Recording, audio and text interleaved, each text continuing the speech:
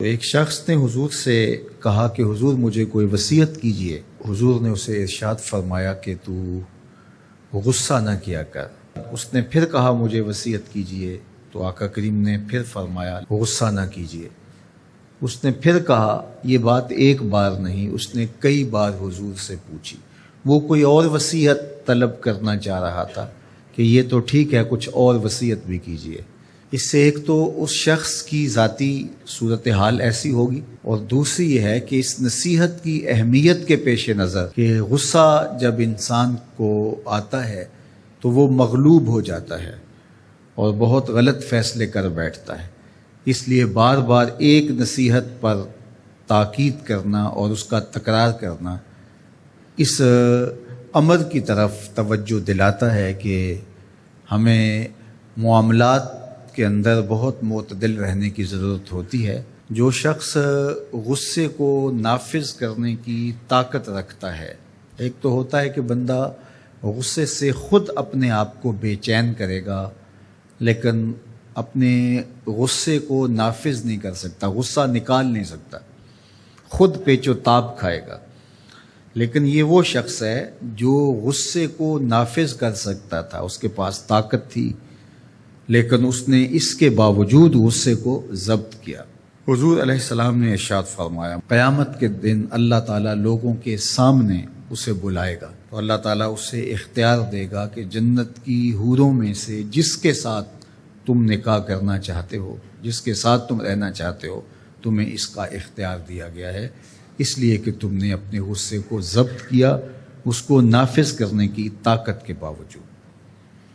اور ایک روایت حضرت سلیمان بن سرد رضی اللہ تعالی عنہ سے مروی ہے، کہتے ہیں کنت جالسا مع النبی صلی اللہ علیہ وآلہ وسلم، میں حضور علیہ السلام کی مجلس میں بیٹھا ہوا تھا۔ دو لوگ تھے، وہ آپس میں الجھ رہے تھے۔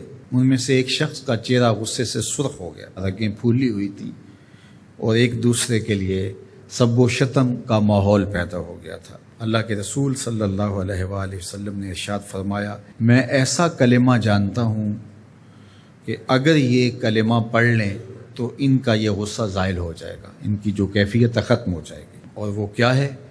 اعوذ باللہ من الشیطان الرجیم۔ یہ پڑھ لیں تو جو ان کے اندر ہے وہ چلا جائے گا۔ تو لوگوں نے اس شخص کو کہا جس کی رگیں پھولی ہوئی تھی اور غصے سے اس کا چہرہ سرخ ہوا جا رہا تھا کہ تعوذ پڑھو، اعوذ باللہ من الشیطان الرجیم پڑھو۔ اور یہ اللہ تعالیٰ نے قرآن مجید میں ارشاد فرمایا ہے کہ جب غصے سے انسان بے قابو ہو جائے تو اس کو چاہیے کہ وہ اپنے غصے سے باہر نکلنے کے لیے تعوذ پڑھے۔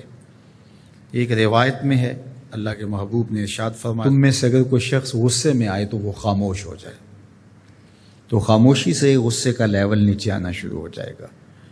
اور ایک روایت میں ارشاد فرمایا، جب تم میں سے کوئی شخص غصے میں ہو تو وہ کھڑا ہوا ہو تو وہ بیٹھ جائے، اور اگر اس کا غصہ اس سے زائل ہو گیا تو ٹھیک، ورنہ لیٹ جائے۔ یعنی اگر وہ کھڑا ہو تو بیٹھ جائے، اور اگر بیٹھنے کے باوجود بھی غصہ ختم نہیں ہونے پا رہا تو لیٹ جائے، خاموش ہو جائے، تعوذ پڑھے اور بیٹھ جائے، یا پھر لیٹ جائے۔ تو یہ چار صورتیں غصے کو کم کر دیتے ہیں۔ تو غصے کو نافذ کرنے کی بجائے کوشش کرنی چاہیے کہ غصہ جو ہے وہ فروغ ہو جائے، کیونکہ غصے میں انسان ایسے امور کر لیتا ہے کہ بعد میں اس کو سخت پچھتاوا ہوتا ہے۔